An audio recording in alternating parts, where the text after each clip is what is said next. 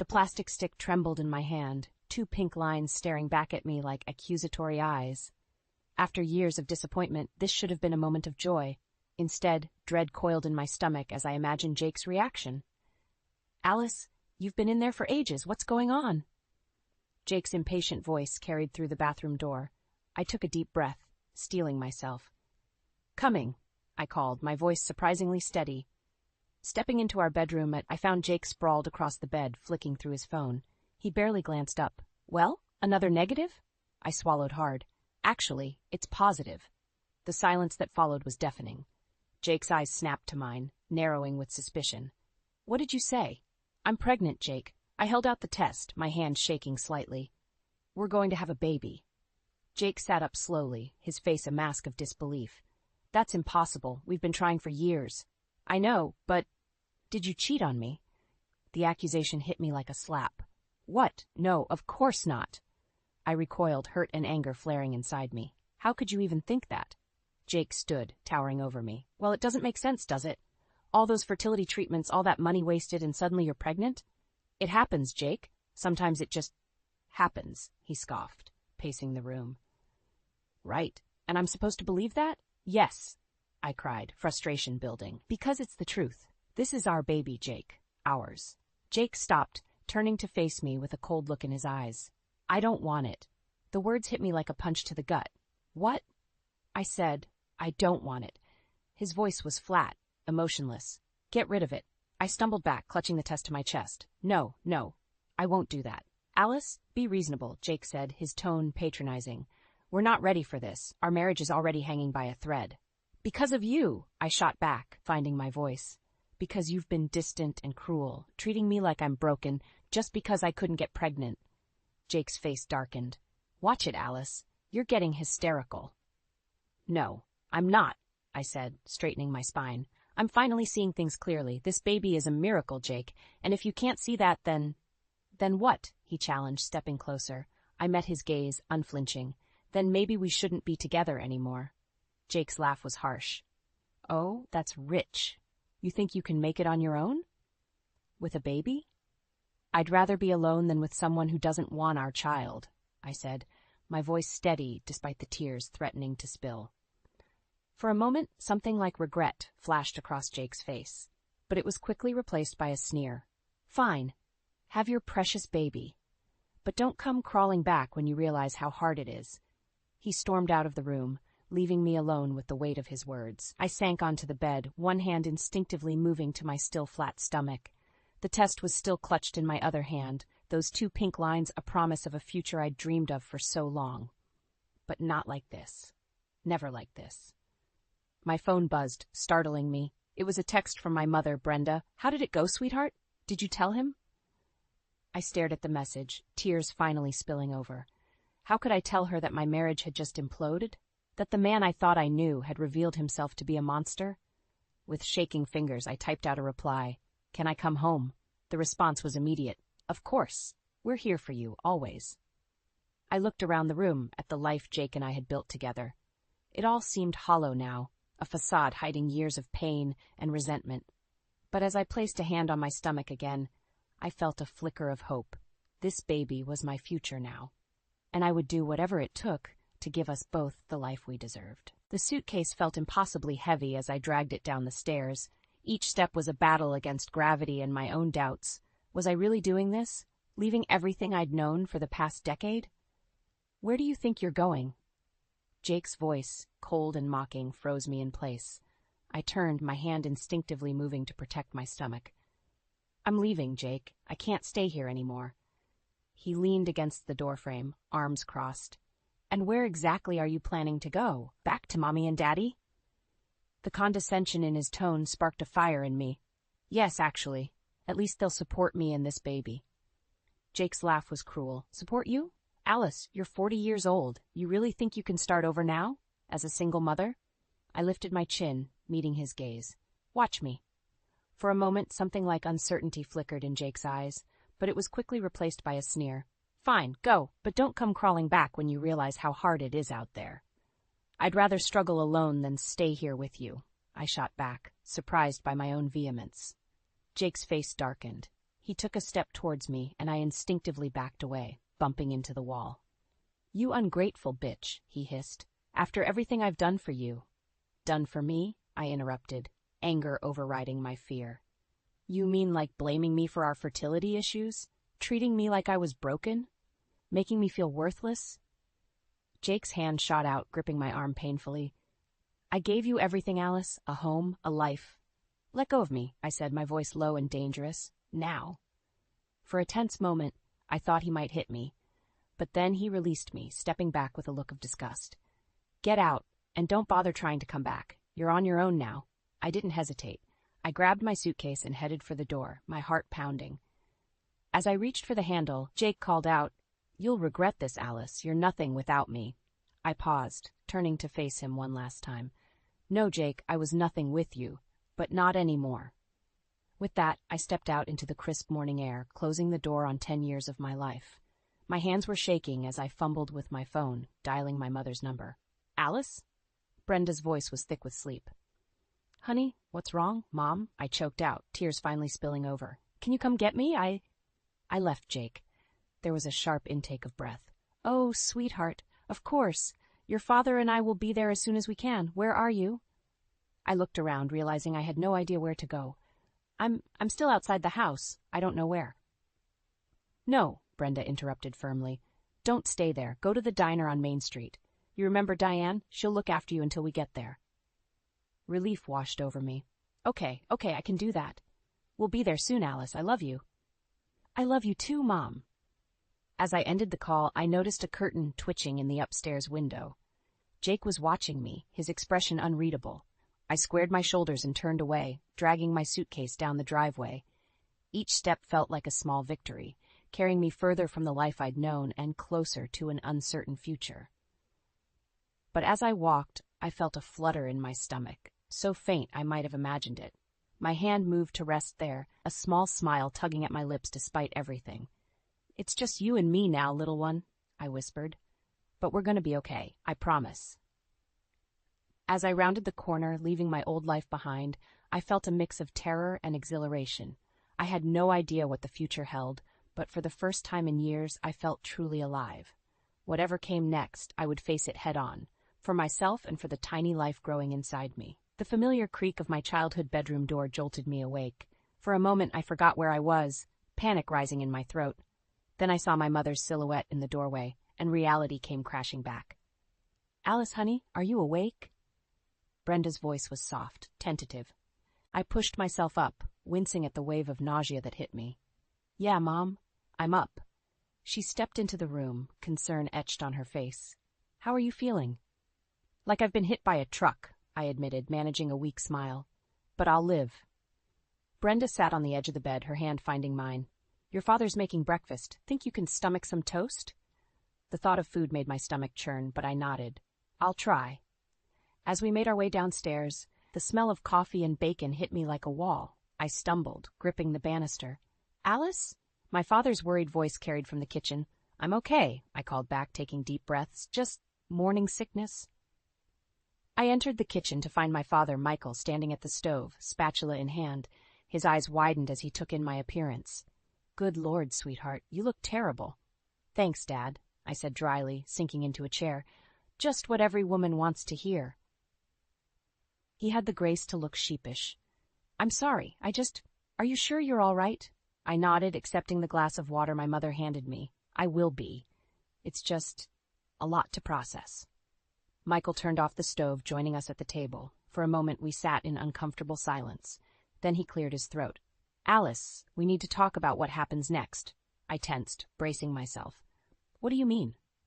"Well," he began, exchanging a glance with my mother, "you can't stay here forever. You need a plan." "Michael," Brenda warned, but he pressed on.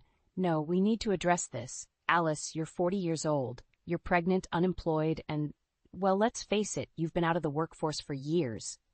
Each word felt like a blow. I blinked back tears, anger rising to replace the hurt. "So what are you saying, Dad, that I should go crawling back to Jake?" "No," both my parents exclaimed in unison. "Of course not," Brenda said firmly. "But your father's right about one thing. We need a plan." I slumped in my chair, suddenly exhausted. "I know, I don't know where to start." Michael reached across the table, taking my hand. We'll figure it out together, sweetheart. But first things first, we need to get you to a doctor. The thought sent a jolt of panic through me. A doctor? Why? To make sure everything's okay with the baby, Brenda explained gently. And, well, to discuss your options. I recoiled, yanking my hand away. My options? You mean? Alice, Michael said, his voice uncharacteristically gentle, we just want to make sure you've considered everything. This isn't going to be easy. I know that, I snapped, pushing away from the table. But this baby is all I have left. I'm not giving it up. Brenda stood, approaching me cautiously. No one's asking you to, sweetheart. We just want to make sure you're prepared for what's ahead. I softened slightly, letting her pull me into a hug. I know, Mom. I'm scared, but I have to do this. As I pulled away, a sharp pain lanced through my abdomen. I gasped, doubling over. Alice? My father's voice sounded far away. What's wrong? I looked down, horror flooding through me at the sight of blood on my pajama pants. No, I whispered. No, no, no. The room spun as panic set in. My mother's arms were around me, her voice urgent in my ear. Michael, call an ambulance. As darkness crept in at the edges of my vision, one thought consumed me. I couldn't lose this baby. I couldn't lose the only good thing left in my life. The last thing I heard before unconsciousness claimed me was my father's frantic voice on the phone. Please hurry. My daughter. I think she's losing the baby. The first cry of my newborn son pierced the air, and with it, every doubt and fear I'd harbored over the past months evaporated. Tears streamed down my face as the nurse placed him in my arms, his tiny body warm against my chest. Hello, little one, I whispered, my voice thick with emotion. I'm your mom. My parents crowded around the hospital bed, their faces a mix of joy and relief. The journey here hadn't been easy. After the scare in my first trimester, every day had felt like a battle. Against my body, against the whispers of doubt, against the ghost of Jake's cruel words. But now, looking into my son's eyes, I knew it had all been worth it. He's beautiful, Alice, my mother said, wiping away her own tears. My father squeezed my shoulder. What are you going to name him? I smiled, running a finger along my son's cheek. Ethan, it means strong. As the days passed and we settled into a routine at my parents' house, the reality of single motherhood began to sink in. Sleepless nights blurred into exhausting days. The weight of responsibility pressed down on me, constant and unyielding. One particularly rough morning after Ethan had been crying for hours, I found myself in the kitchen, desperately trying to warm a bottle with one hand while bouncing him in the other. Shh, please, Ethan, I begged, my own tears threatening to fall. Mommy's trying. Here, let me help.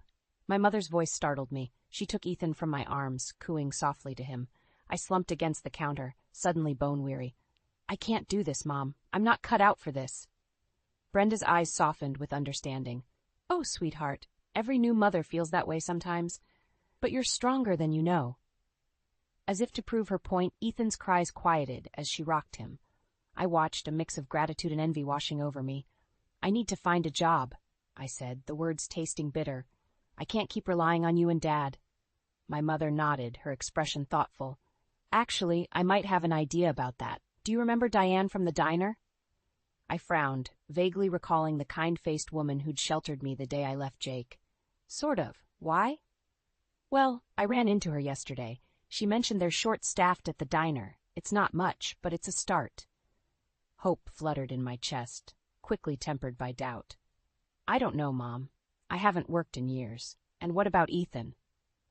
Your father and I can watch him while you're at work, she said firmly. Alice, this could be good for you, a chance to get back on your feet. I looked at my son, now sleeping peacefully in my mother's arms. The thought of leaving him, even for a few hours, made my heart ache. But I knew she was right. I needed to do this, for both of us. Okay, I said, taking a deep breath. I'll do it. The next day, I found myself standing outside the diner, Ethan strapped to my chest in a baby carrier. My hands shook as I reached for the door handle. You've got this, I whispered to myself, echoing my mother's words from that morning. As I stepped inside, the bell above the door chimed. Diane looked up from behind the counter, her face breaking into a warm smile. Alice, I'm so glad you came, she said, coming around to greet me. Her eyes softened as she noticed Ethan. And who's this handsome little man? I swallowed hard, fighting back tears. This is Ethan, my son. Diane's smile widened. Well, aren't you two a package deal? Come on back, let's talk about getting you started. As I followed her, I felt a strange mix of terror and excitement. This was it, the first step towards our new life.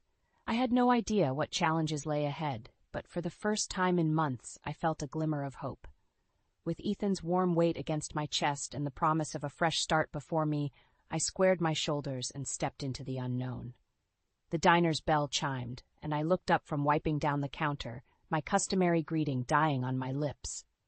There, framed in the doorway, stood Jake. My heart stuttered, then raced. He looked different, expensive suit, perfectly styled hair, a gleaming watch on his wrist. But his eyes, cold and calculating, were just as I remembered. Well, well, he drawled, sauntering in, if it isn't my runaway wife. I gripped the counter, willing my voice to remain steady. What are you doing here, Jake? He smirked, sliding onto a stool. Can a man visit his hometown? Although I must say, I'm surprised to find you here. His gaze swept dismissively over the diner. Before I could respond, a woman entered behind him. Tall, blonde, and impeccably dressed, she exuded an air of wealth and confidence. Jake's smirk widened. Alice, meet Nancy, my wife. The word hit me like a physical blow. Wife? How long had it been since I'd left? A year? 18 months?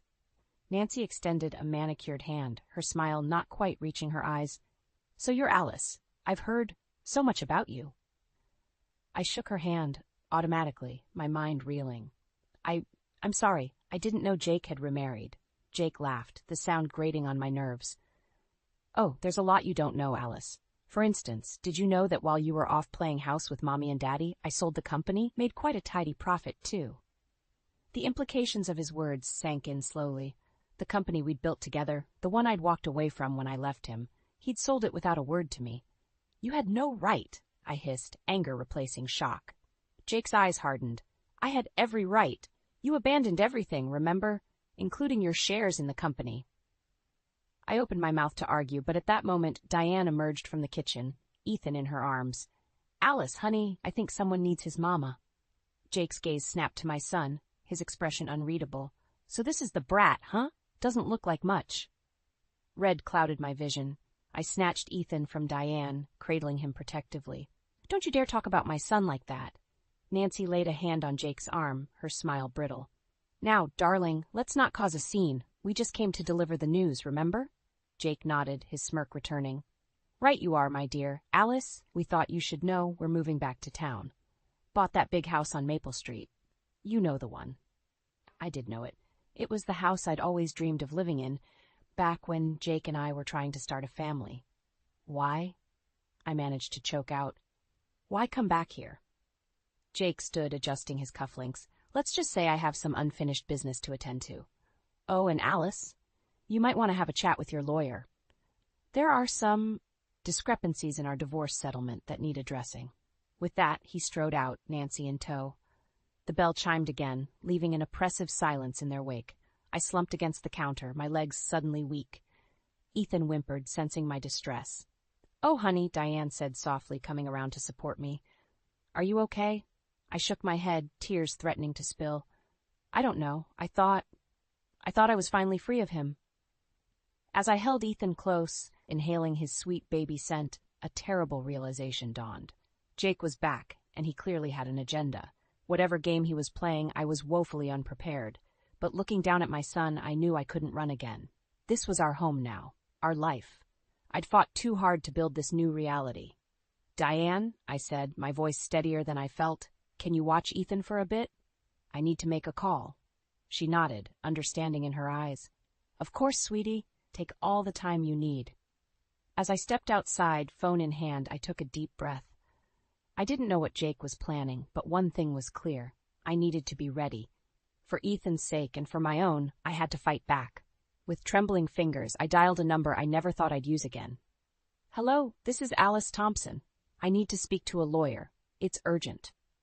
The manila envelope felt heavy in my hands, its contents threatening to upend my world once again.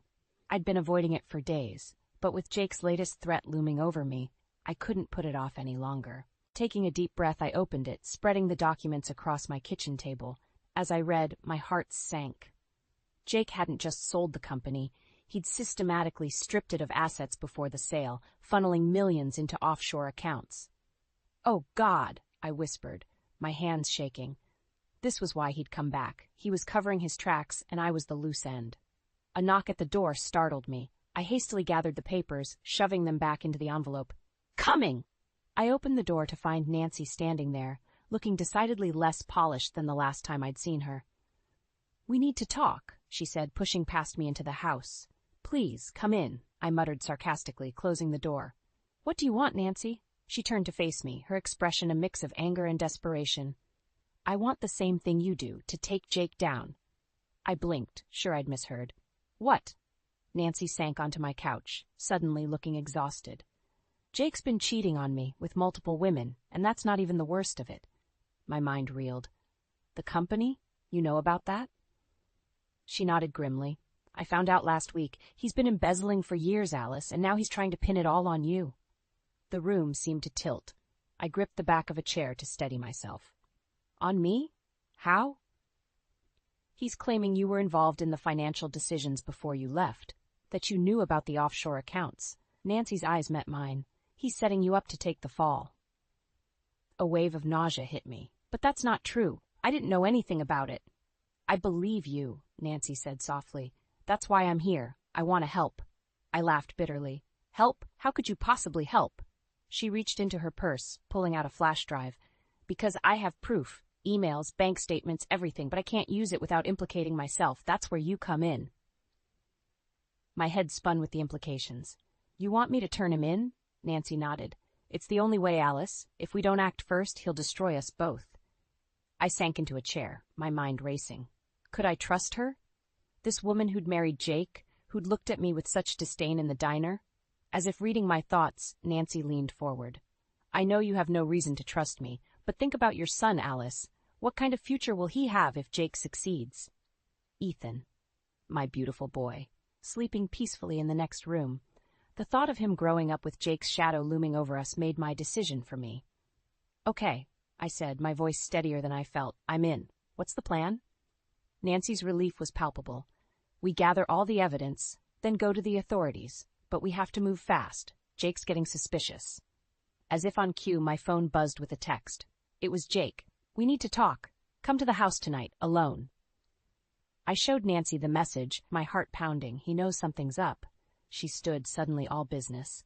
"This is our chance, Alice. Go to the meeting. Wear a wire. I'll be nearby with the evidence. If we can get him to confess." The enormity of what we were planning hit me. This wasn't just about money anymore. It was about justice, about securing a future for my son, about finally breaking free from Jake's influence once and for all. "All right," I said, squaring my shoulders. "Let's do this." As Nancy left to make preparations, I looked at the photo of Ethan on my mantel. His innocent smile steeled my resolve. Whatever happened tonight, I had to succeed, for both of us. I picked up my phone, my finger hovering over Jake's message. With a deep breath, I typed my response. "I'll be there." The die was cast. In a few hours, I'd be facing Jake one last time, and this time, I wouldn't be the one walking away with nothing. My heart pounded as I approached the house on Maple Street. The grand facade, once a symbol of my dreams, now loomed like a fortress of deceit. I touched the wire hidden beneath my blouse, drawing strength from Nancy's words. "Remember, we only need one confession." Jake opened the door before I could knock, his smile predatory. "Alice, darling, come in." I stepped inside, fighting the urge to flee. The house was immaculate, a stark contrast to the chaos about to unfold. "Drink," Jake offered, already pouring himself a whiskey. I shook my head. "Let's skip the pleasantries, Jake. Why am I here?" He chuckled, sinking into an armchair. "Always so direct. It's one of the things I admired about you, you know." "Cut the crap," I snapped, my nerves fraying. "What do you want?" Jake's eyes hardened. "I want you to sign some papers, a simple amendment to our divorce agreement. You'll relinquish any claim to the company's assets." I forced a laugh. "The company you sold without my knowledge? Why would I do that?" "Because," he leaned forward, voice low, "if you don't, I'll make sure you never see your precious son again." Ice flooded my veins. "You wouldn't dare." Jake's smile was cruel. "Wouldn't I? Think about it, Alice. Who would the courts favor? The successful businessman or the unstable single mother working in a diner?" Rage boiled inside me. You bastard, you set this all up, didn't you? The company, the move back here, it was all to corner me. He shrugged, unrepentant. Business is business. I couldn't let you be a loose end. And Nancy? I pressed, praying the wire was picking everything up. Does she know about your business practices? A flicker of unease crossed Jake's face. Nancy's not your concern. This is between us. I took a deep breath, steeling myself. No, Jake, this is bigger than us now. I know about the embezzlement, the offshore accounts. Did you really think you could hide it forever? Jake's composure cracked. He surged to his feet, looming over me. You don't know anything. And if you breathe a word of this to anyone, I'll... The door burst open, revealing Nancy and two stern-faced men in suits. That's enough, Jake, Nancy said, her voice ice-cold. It's over. Jake's face drained of color. Nancy, what the hell is this? One of the men stepped forward, flashing a badge. Jacob Thompson, we're with the FBI. We have some questions about your financial dealings. As the reality of the situation sank in, Jake's shock turned to fury. He lunged at me, eyes wild. You bitch, you set me up. I stumbled back, but before Jake could reach me, the agents had him pinned. As they read him his rights, Jake's gaze locked on mine, filled with a hatred that chilled me to the bone. This isn't over, Alice, he snarled. I'll destroy you for this, you and that brat of yours. As they led Jake away, my legs gave out. I sank to the floor, trembling. Nancy knelt beside me, her hand on my shoulder. It's done, she said softly. We did it. I nodded, unable to speak. The adrenaline was fading, leaving me hollow. We'd won, but at what cost? Outside, I could hear Jake still shouting threats as they put him in the car. Each word was a dagger, reminding me that this victory was far from clean. Nancy helped me to my feet. Come on, let's get you home to Ethan. Ethan, my beautiful boy, the reason for all of this. As we stepped outside, the cool night air hit my face, and with it came a crushing realization. Jake's words weren't empty threats. As long as he was alive, Ethan and I would never truly be safe. I turned to Nancy, my voice barely a whisper. What have we done? Her eyes met mine, filled with a mix of triumph and fear that mirrored my own. What we had to do, Alice. What we had to do.